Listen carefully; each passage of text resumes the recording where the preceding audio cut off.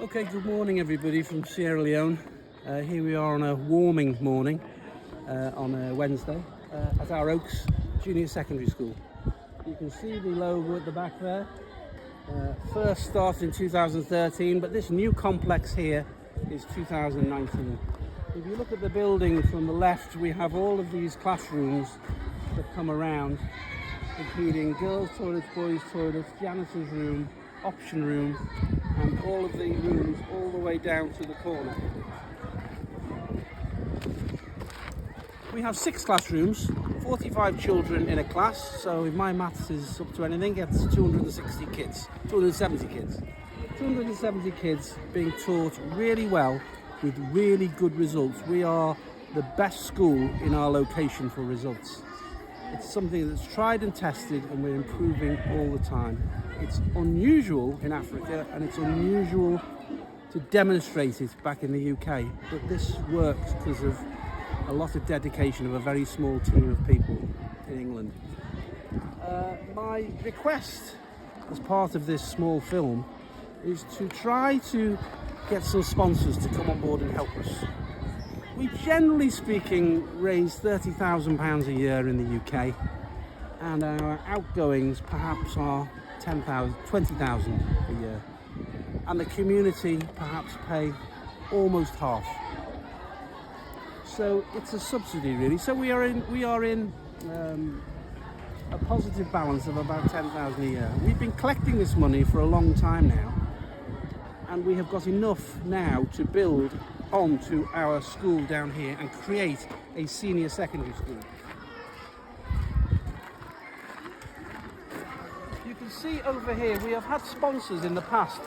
If you zoom in on that there, that is a Rosemary and Chris Piggott that gave us £10,000 to build a medical room fully stocked with medicine.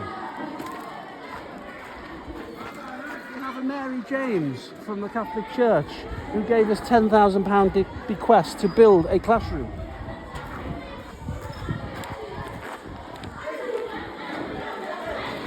We have a school near Salisbury that the children raised us again £11,000 to build another classroom. We had an Apache helicopter attack pilot, Major Dave Lambert, who rode the Atlantic and raised us £15,000 in his own right, with his colleague Major Tom Brunwyn, who rowed across the Atlantic. Between them they raised in excess of £26,000, giving us 2 classrooms. We, the charity, have built more.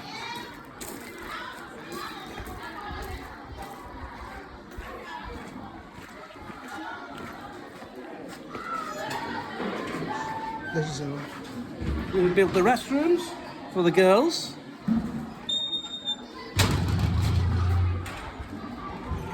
And for the boys, with water and facilities.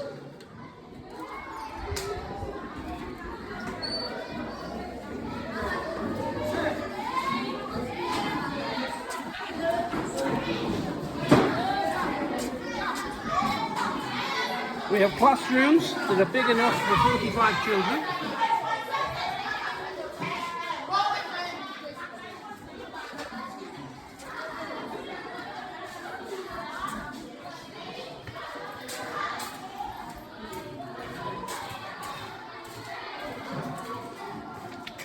And we have a playing field down here, which we are levelling at the moment.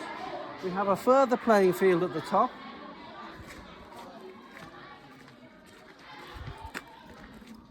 And we have a football pitch over there. My challenge now is to build a senior secondary school on this land.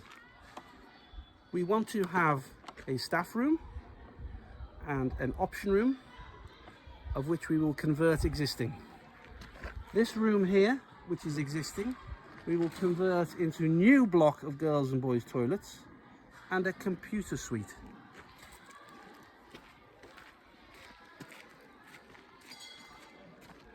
Here we will elevate.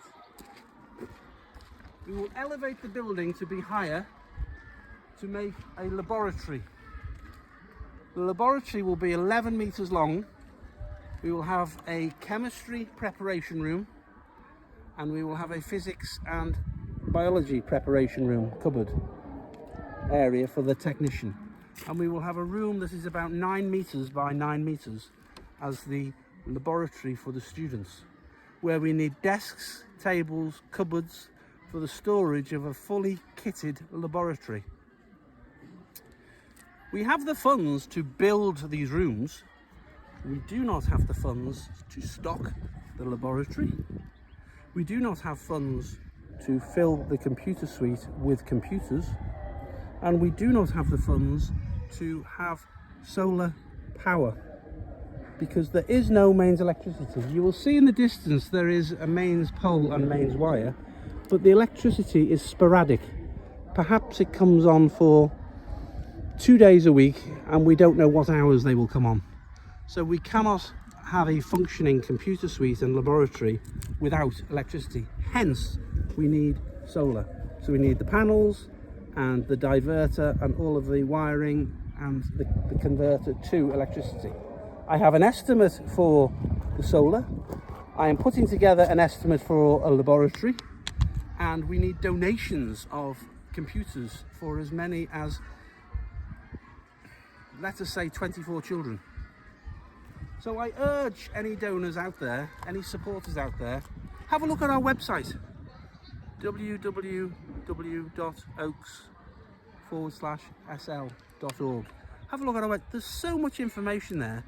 This small dedicated team have achieved so much, and now across what will soon be a third school, we aspire to having as many as 1,000 children here with a bloody good education, if you don't mind me saying so, for Sierra Leone standards. Very transparent. We have accounts lodged with the Charity Commission every year on the button. We have transparency here, where we have a bursar who tracks all of our money, and it goes back to be monitored in the UK. Whilst a lot of people might have doubts about putting money into Africa, and I quite understand that, this is something that I am trying to tick all those boxes of transparency, and you can see with your own eyes what has been achieved. And I urge any donors out there to come on board and help us deliver what many of us want. We want to help African society. It's just that we don't believe the method of moving the money to the result of getting the schools and the education. So here you go, take another panning. This will be our laboratory. We've got money. We're going to start in 2 or 3 weeks' time. If I can find some supporters that will help us with computers, laboratory and solar, we can get on our way, and we can have our school open here for the first year of senior secondary school, which is the equivalent of A-levels, starting in October. So this is Nick Phipps, and this is in March 2024, and thank you for listening. And if you've got any more inquiries, find my details through the website or personal contact. I'm more than happy to talk you through it to make a real difference in people's lives. Thank you.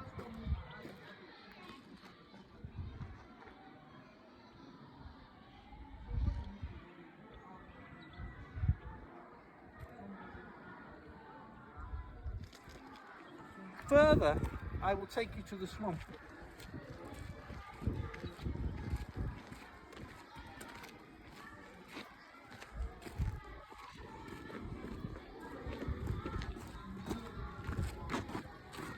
Africa, of course, is rich in heat and water. They have a rainy season just like they do in Southeast Asia, and we have swampland. We have acquired a large area down there of swampland. I have just authorised a wall to be built around the swamp in a U-shape, retaining the whole of our swamp.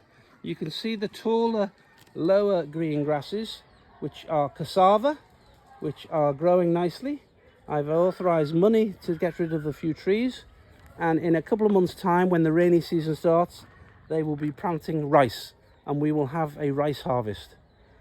That is teaching the children the sound principles of agriculture. Agriculture is on the syllabus, it is taught, and we have some very capable teachers who are demonstrating the reality of agriculture, because we have our own garden, swamp area, along with the practical. So we are doing things sensibly and practically, and using the methodology that is available in this country by teaching farming. Another asset which doesn't take very much money, but there is a capital cost to putting a wall round for security and to protect our crops. So a further adage and spin on what we do.